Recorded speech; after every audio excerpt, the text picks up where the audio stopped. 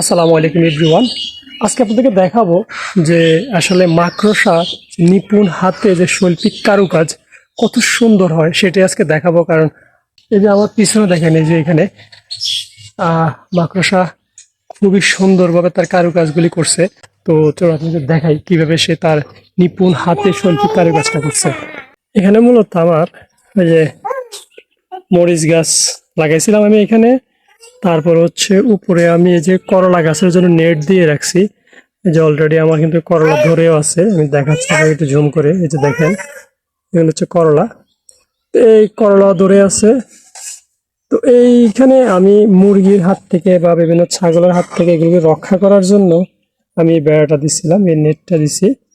তো ওই নেটের মধ্যেই কিন্তু এই যে দেখেন মাকড়সা এই বাসাটা করছে। কি অসাধারণ, তাই না? আল্লাহ মাকড়সার মাথার মধ্যে কত বুদ্ধি দিছে, তাই না?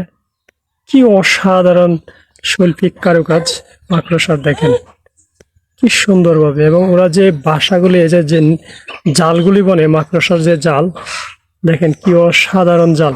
ঠিক মাকড়সাটা যেভাবে তার শৈল্পিক কাজটা কিন্তু সে সেভাবে করছে।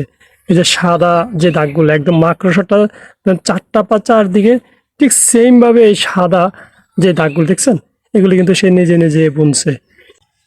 আসলে আল্লাহর সৃষ্টি যে কত সৌন্দর্য হতে পারে, এবং আল্লাহ প্রত্যেকটা প্রাণীর মধ্যে তার যে যতটুকু জ্ঞান অর্জন করার মতো যোগ্য, আল্লাহ ঠিক তাকে সেইটুক দেয়। এবং এই যে দেখেন, এই মাকড়সা ছোট্ট একটা প্রাণী, আল্লাহ এর ব্রেনের মধ্যে, মাথার মধ্যে কত সুন্দর বুদ্ধি দিয়ে দিয়েছে। হ্যাঁ, সে তার বুদ্ধি খাটিয়ে, সে মেধা খাটিয়ে সে কি অসাধারণভাবে এই জাল বুনছে, এবং এই নিপুণ কাজটা, শৈল্পিক কাজটা তার নিপুণ হাতে একদম নিখুঁতভাবে সম্পন্ন করছে।